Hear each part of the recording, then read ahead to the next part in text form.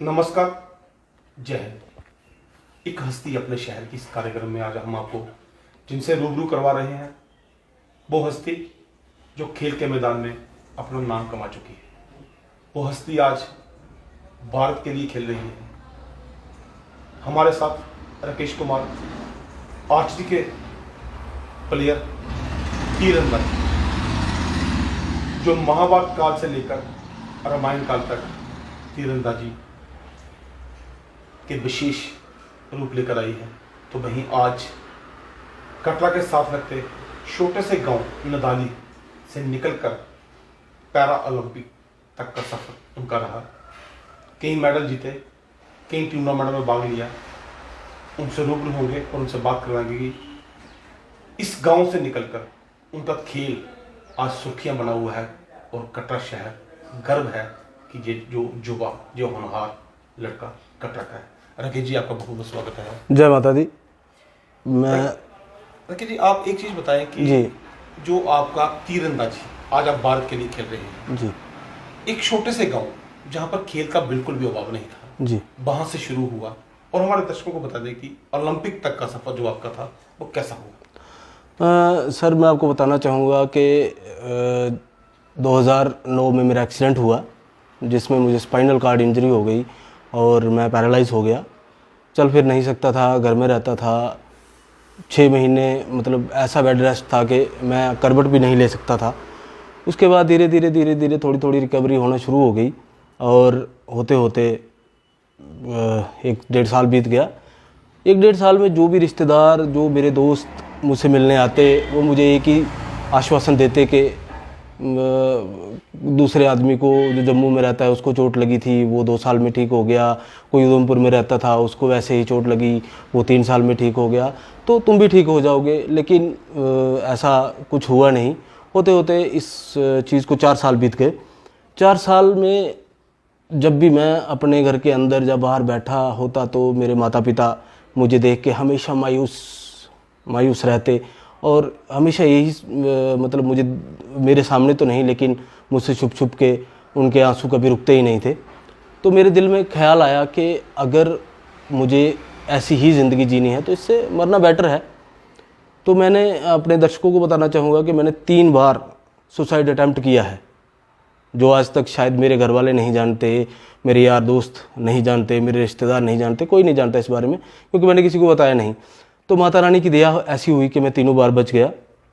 फिर बचने के बाद मेरे दिमाग में एक चीज़ आई कि अगर माता रानी चाहे तो मैं मर नहीं सकता, तो क्यों ना मैं अपने आप को किसी दूसरे काम में व्यस्त रखूं, जिससे कि मेरे घर वाले भी खुश रहें और मैं भी खुश रहूं।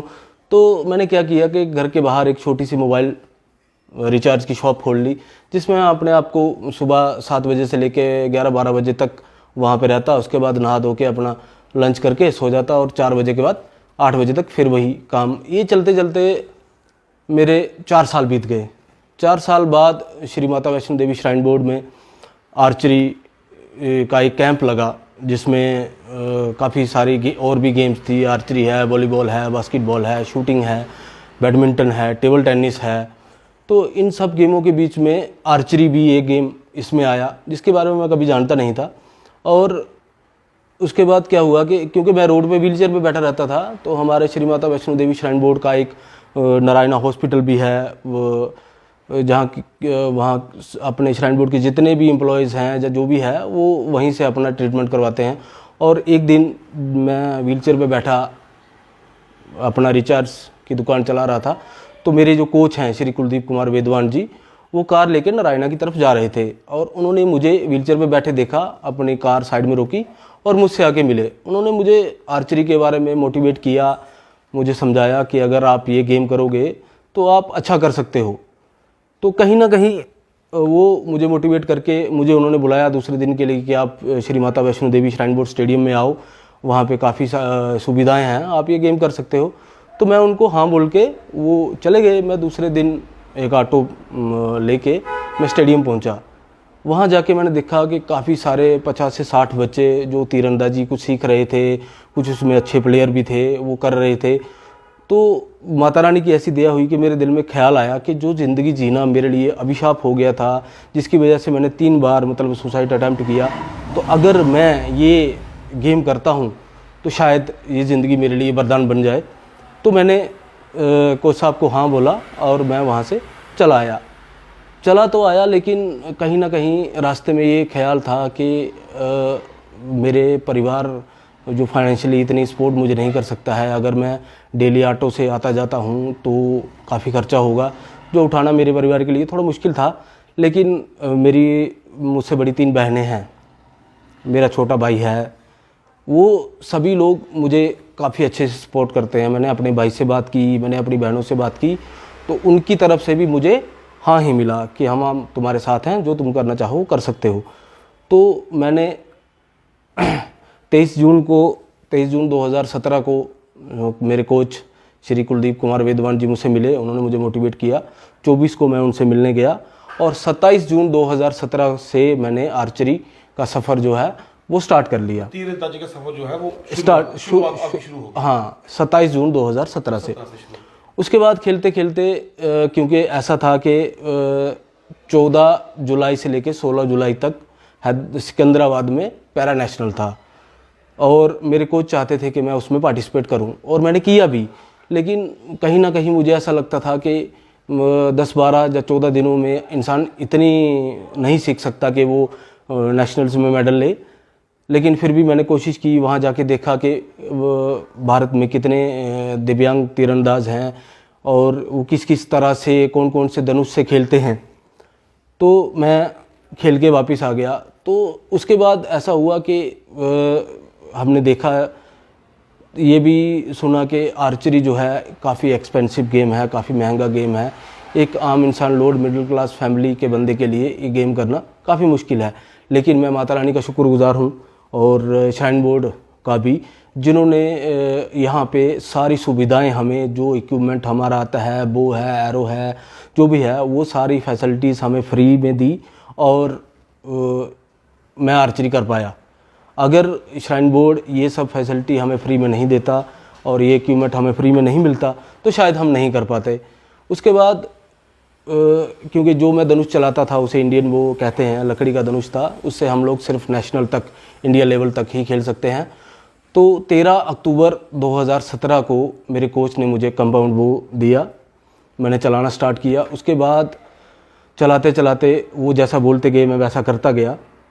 करते करते 23 मार्च 2018 से और 25 मार्च 2018 तक हमारा पैरा का जो टॉप 8 का ट्रायल्स हुआ, जिसमें मैंने फर्स्ट पोजीशन हासिल कर ली। उसके बाद हमारा 1 महीने का कैंप लगा। कैंप के बाद हमारा, आपने पोजीशन पहली हासिल की तो उसके बाद का रिएक्शन कैसा था? जो आपने सोचा था कि मैं जिंदगी अपनी हार चुका हूँ, और जाते ही 15 दिन की कोचिंग लेने के बाद आपका जो ट्रायल था वो पहले पोजीशन पर आया। ऐसा है कि जब मैं पहली पोजीशन पे आया, मैं सोच के नहीं गया था। और पैरा एथलीट में कुछ, क्योंकि पहले मैं सिकंदराबाद में नेशनल खेल चुका था, वहाँ मेरे काफ़ी अच्छे दोस्त भी थे, तो उन दोस्तों का भी यही विचार था कि अगर मैं मतलब अच्छा भी करता हूँ तो मैं 6-7वें नंबर पे आऊँगा। किसी को मुझसे ये अपेक्षा नहीं थी सिवाय मेरे कोच के। उन्होंने मुझे एक ही बात बोली थी कि जो मैं बोलता हूँ वो तुम करो, तो जो तुम चाहोगे वो होगा। और जो उन्होंने बोला वो हमने किया और जो हमने चाहा वो हमें मिला। हम फर्स्ट पोजीशन पे आए। उसके बाद हमारा कैंप लगा 1 महीने का। उसके बाद हमारा पहला जो टूर्नामेंट था वो चेक रिपब्लिक यूरोप में, उसके लिए हम लोग 29 जून को दिल्ली से रवाना हुए। 14 घंटे की फ़्लाइट थी और वो मेरा पहला एक्सपीरियंस था कि मैं मतलब जहाज़ में देश से निकल कर विदेश जा रहे हो आप। मैंने कभी सोचा नहीं था सर कि मैं ट्रेन में भी बैठूंगा, लेकिन मेरे कोच की मेहनत की वजह से और माता वैष्णो देवी और श्राइन बोर्ड की वजह से मैं मतलब ट्रेन तो क्या, मैं फ़्लाइट में बैठ गया 1 साल के अंदर। और वहाँ पे जब कंपटीशन में हम लोग गए, हमने देखा कि कितने सारे पूरे वर्ल्ड के वहाँ पे एथलीट्स आए हुए थे और हमारे देश में पैरा में कोई मेडल नहीं था। तो वहाँ चेक रिपब्लिक में हमारा इंडिया के लिए फर्स्ट एवर मेडल जो आया था, टीम में गोल्ड था। हम लोग टीम में 3 लोग खेलते हैं, तो तीनों को वो मेडल मिला। तो हमें इतनी खुशी हुई कि हाँ, हम भी अपने देश के लिए कुछ कर सकते हैं। जब आपने देश छोड़ा और विदेश में जब पहला टूर्नामेंट खेला और जाते ही आप गोल्ड लेके आए। और ये एक इत्तेफाक आप मानिए कि हमेशा से ऐसा ही होता है, कोई भी गेम कोई खेलता है, प्लेयर एथलीट कोई बनता है तो पहले हमेशा नेशनल मेडल लेता है, नेशनल मेडल। उसके बाद उसका इंटरनेशनल मेडल आता है। लेकिन मैं एक ऐसा एथलीट हूँ, माता रानी की मेरी मुझ पे ऐसी कृपा है कि मैं पहले इंटरनेशनल मेडल लेके आया, उसके बाद मैंने नेशनल में मेडल लिया। लेकिन जी एक चीज़ बताएं कि अभी तक आपने कौन कौन सी गेम मतलब कि देश में जाकर कौन कौन से ओलंपिक्स में या अदर जो भी टूर्नामेंट्स हैं उसमें पार्टिसिपेट किया? देखिए, सबसे पहले तो मैंने वो जो आपको मैंने बताया चेक रिपब्लिक में वर्ल्ड रैंकिंग टूर्नामेंट में हमारा टीम में गोल्ड रहा। उसके बाद मैं एशियन गेम्स 2018 में मैंने पार्टिसिपेट किया, यहाँ पे मेरा 10th रैंक रहा।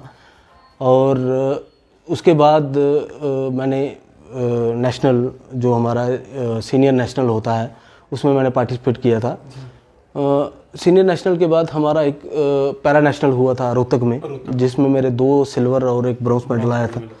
उसके बाद हमारा 10 दिन का कैंप लगा था दुबई में, एक वर्ल्ड रैंकिंग टूर्नामेंट होती है जिसे फैज़ा कप भी कहा जाता है, उसमें मैंने पार्टिसिपेट किया था, मेरा 5th रैंक आया था उसमें। और 5th रैंक के बाद हमारा जो उसमें मिक्स टीम होता है, मिक्स टीम में क्या होता है, एक लड़का जो टॉप स्कोरर हो आपकी कंट्री का और एक लड़की जो टॉप स्कोरर हो, वो दोनों मिक्स टीम में खेलते हैं। तो मिक्स टीम में हमारा वहाँ पे ब्रॉन्ज मेडल आया था। उसके बाद ये दुबई में खेलने के बाद हमारा वर्ल्ड चैम्पियनशिप था, यहाँ से हमारा पैरा ओलंपिक के लिए कोटा हम लोग हासिल कर सकते हैं। तो उसके लिए इंडिया में ट्रायल्स हुआ, मैं फिर फर्स्ट में आया, फर्स्ट पोजीशन पे आया। और हम लोग वर्ल्ड चैम्पियनशिप जो नीदरलैंड में हुई थी उसमें मैंने पार्टिसिपेट किया। वहाँ पे मैंने अपनी मतलब ये 4 कंपटीशन और अब तक की जो मेरी आर्चरी की मतलब जर्नी रही है, वहाँ पे मैंने अपना बेस्ट किया था। 720 मैंने 689 किया था आउट ऑफ 720, तो मेरा वहाँ पे 9th रैंक रहा। और क्योंकि जो मेडल होता है इंटरनेशनल में वो हमारा 1-to-1 जो मैच होता है इंडिविजुअल, जिसे हम ओलंपिक राउंड बोलते हैं, वो 15 एरो का होता है। उसके बाद हमें ओलंपिक राउंड मेडल मिलता है। तो उसमें मैं 4th रैंक पे मैंने पैरा ओलंपिक जो अभी 2021 में होगा उसके लिए क्वालिफाई किया था, अपने देश के लिए एक कोटा लेके आया था। तो किसी एक चीज़ बताएं कि हमारे दर्शक भी ये चीज़ जानना चाहेंगे जी, वो आदमी जो अपनी ज़िंदगी हार चुका था, वो आदमी जिसने 3 बार सुसाइड करने की कोशिश की और हर बार बच गया, और फिर दिल में एक अरमान है कि मरने से अच्छा है वो काम करके जाऊं जिससे मेरा भी नाम रोशन हो, मेरे शहर का नाम रोशन हो, मेरे देश का नाम रोशन हो। दिनचर्या की बात करते हैं कि आपके दिन की प्रैक्टिस क्या समय रहता है आपकी प्रैक्टिस का, और जो भारत में पैरा एथलीट हैं आपके साथ कितने लोग हैं जो भारतीय टीम में? सर दिनचर्या का तो ऐसा है कि शुरू से क्योंकि गांव में रहे हैं और मेरे पिताजी कारपेंटर हैं, खेतीबाड़ी उन्होंने सिखाई है हमें, तो सुबह 5 बजे उठने की मेरी आदत है। मैं आज भी सुबह 5 बजे उठता हूँ, लेकिन क्योंकि व्हीलचेयर पे हूँ तो ज़्यादा कुछ कर नहीं पाता। तो 5 बजे उठने के बाद मैं आधा घंटा मेडिटेशन करता हूँ, उसके बाद आधा घंटा योगा, और उसके बाद नहा धो के अपना 8:30 बजे मैं ग्राउंड आ जाता हूँ। 8:30 बजे से लेकर 12:30 बजे तक हमारा फर्स्ट सेशन रहता है, और उसके बाद लंच ब्रेक होता है 2:30 बजे तक। 2:30 बजे के बाद 6 बजे तक हमारा सेकंड सेशन रहता है। लेकिन वो क्या होता है, फर्स्ट और सेकंड सेशन में क्या होगा, जैसे सर्दियाँ होती हैं तो सर्दियों में दिन छोटा होता है, तो हम लोग 8:30 बजे के बजाय 9 बजे ग्राउंड में आते हैं, और 5 बजे क्योंकि अंधेरा होना स्टार्ट हो जाता है तो हम लोग 5 बजे ऑफ कर देते हैं। जैसे अभी गर्मी का मौसम है तो अभी तो वैसे लॉकडाउन चल रहा है, हम अपने घर में ही प्रैक्टिस कर रहे हैं।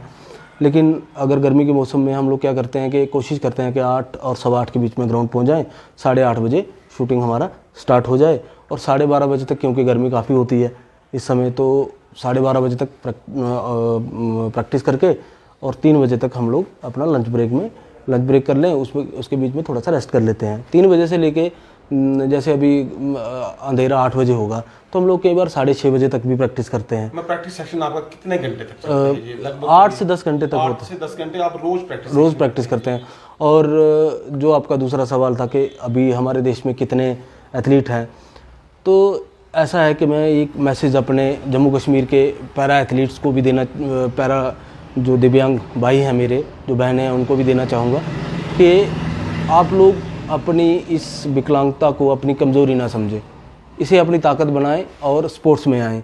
मैं ये नहीं चाहूँगा कि आप लोग आर्चरी ही करें, पैरा स्पोर्ट्स में काफ़ी अच्छी गेम्स आती है, उसमें डिस्कस थ्रो है, उसमें आपका जैवलिंग थ्रो है, उसमें आपका एथलेटिक है, उसमें बहुत सा शूटिंग है, बहुत सारे गेम्स आते हैं। आप अपने आप को उन गेमों में व्यस्त रखिए ताकि आप मेरी तरह अगर किसी के दिल में ये विचार आए कि वो उसको मतलब सुसाइड कर लेना चाहिए तो वो छोड़ के अपना गेम की तरफ ध्यान दीजिए, सरकार आपके लिए काफ़ी अच्छा करेगी।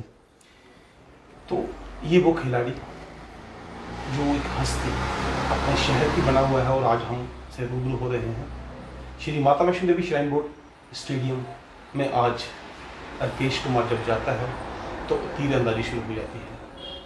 इनका कहना यह है कि आप कभी हिम्मत ना हारें, आप आगे आएँ, किसी भी क्षेत्र में आगे आएँ, चाहे वो खेल का क्षेत्र हो, चाहे वो लघु उद्योग का क्षेत्र हो, चाहे किसी भी तरह की किसी भी तरह का कोई काम हो। अपना दिल छोटा मत कीजिए और आगे बढ़िए। इस चीज़ को लेकर आगे बात जारी रखेंगे, उनसे जानेंगे कि राकेश जी, आपने अभी थोड़े ही दिन हुए हैं आपकी शादी हुई थी और उस शादी में हम लोग भी वहाँ पर पहुँचे हुए थे कि हमारे जो खिलाड़ी हैं वो ओलंपिक्स में हिस्सा लेकर आए हैं और गोल्ड मेडल तक जीत कर आए हैं। और हमारे कटरा के साथ लगते छोटे से गांव नदाली से एक मध्य वर्गीय परिवार से वो लड़का जो देश की आज शान बना हुआ है, जो हिंदुस्तान की शान बना हुआ है। जिस दिन आपकी शादी थी, रिसेप्शन पे जब हम लोग गए वहाँ पर, तो आप वहाँ हमें नहीं दिखे। सर ऐसा है कि कभी सोचा नहीं था कि मेरी शादी होगी, लेकिन श्री माता वैष्णो देवी श्राइन बोर्ड की बदौलत और मेरे कोच साहब की मेहनत की बदौलत मेरी शादी हुई। लेकिन जब हम सर स्पोर्ट्स में अच्छा करते हैं, ज़रूरी नहीं कि हमारी स्टेट गवर्नमेंट हमारे लिए अच्छा करे। काफ़ी सारी संस्थाएं हैं जो हमें स्पॉन्सर करती हैं बीच बीच में, जिसमें एक गो स्पोर्ट्स फाउंडेशन है जो मुझे पिछले साल से स्पॉन्सर कर रही है। और जिस दिन मेरी शादी थी उस 13 तारीख को शायद मेरा रिसेप्शन था बारात में हमने आपके साथ देखा, आप जा रहे थे। और 14 तारीख को गो स्पोर्ट्स फाउंडेशन का एक कॉन्क्लेव था जिसमें माइंड ट्रेनिंग और फिजिकल ट्रेनिंग और ये सब हम पैरा एथलीट कैसे कर पाएँ, वो एक फंक्शन था मुंबई में। तो मुझे उसके लिए क्योंकि मेरी रिसेप्शन छोड़ के, क्योंकि वो सब चीज़ें ज़रूरी होती हैं कि अगर कोई कंपनी कोई फाउंडेशन जो कि हमें अपनी फैमिली की तरह मानती है वो हमारे लिए इतना कर रही है, क्योंकि उसमें उस फंक्शन में जो आप मान लीजिए कि फिजियोथेरेपिस्ट थे वो इंग्लैंड से थे और जो उसमें न्यूट्रिशनिस्ट थे वो उनका नाम रायन फर्नांडो है, वो मतलब भारतीय क्रिकेट टीम के साथ रह चुके थे पहले। तो इतने बड़े बड़े लोग जब हमें हमारा खाना इनवाइट करते हैं, हमारा खाना कैसा होगा वो हमें बताएंगे। और पैरा एथलीट के लिए कुछ भी हम लोग ज़्यादा नहीं खा सकते, कोई चीज़ बाहर की हम फालतू की नहीं खा सकते, हमें अपनी फिटनेस पे काफ़ी ज़्यादा ध्यान देना पड़ता है। तो ये सब चीज़ें जब सीखने को मिलती हैं तो ये मौके बार बार नहीं मिलते। और गो स्पोर्ट्स फाउंडेशन एक ऐसी फाउंडेशन है जिसने पैर पैर पे मेरी बड़ी हेल्प की है और उन्हें हम मना भी नहीं कर सकते थे। तो इनका कहना यह था कि जिस दिन इनकी शादी हुई, बारात लेकर तो ये दुल्हन के घर पहुंचे और दुल्हन को लेकर अपने घर आ गए। जब दूसरे दिन रिसेप्शन थी, जब लोग वहाँ पर पहुँचे तो जब देखा तो स्टेज पर दुल्हन बैठी हुई थी और राकेश जी को फाउंडेशन के उस कार्यक्रम में चले गए, जिस फाउंडेशन ने इनकी बहुत ज़्यादा मदद की थी और आज और इस मुकाम पर ये बैठे हुए हैं। सर एक चीज़ मैं और बताना चाहूँगा अपने दर्शकों को भी कि भारतीय सरकार की तरफ से एक स्कीम है, एक कंपनी है जिसे हम टॉप्स बोलते हैं, टॉप ओलंपिक पोडियम। उसमें उन्हीं एथलीट को स्पॉन्सर किया जाता है जो देश के लिए अच्छा करते हैं।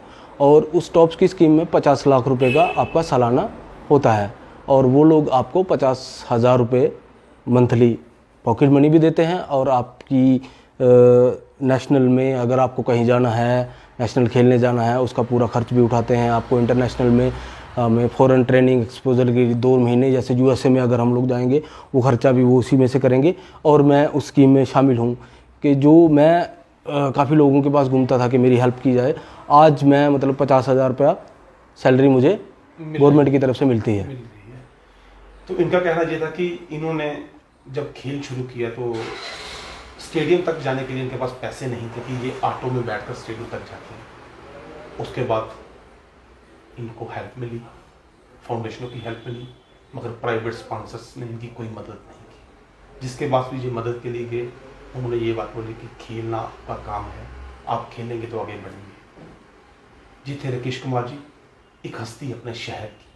आज तीरंदाजी में भारत के वो खिलाड़ी बन चुके हैं जो मेडल लेकर वापिस तो आए और लोगों के लिए प्रेरणा का स्रोत भी बने। इनका कहना ये है कि हिम्मत नहीं हारनी है, आगे बढ़ना है। और आखिर में राकेश जी से एक सवाल पूछेंगे और जानेंगे, राकेश जी आप उन युवाओं को क्या संदेश देना चाहते हैं जो बिल्कुल हिम्मत हार चुके होते हैं और जो युवा आज नशे की लत में जकड़ा हुआ है उसके?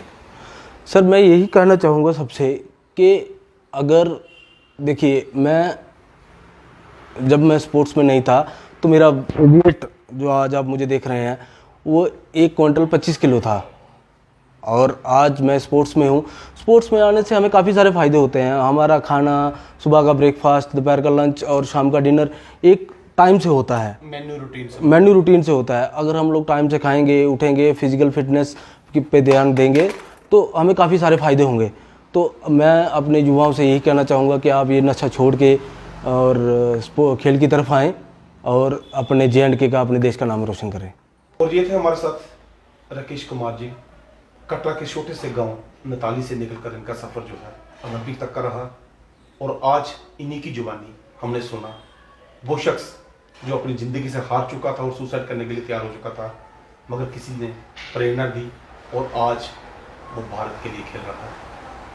एक हस्ती अपने शहर की।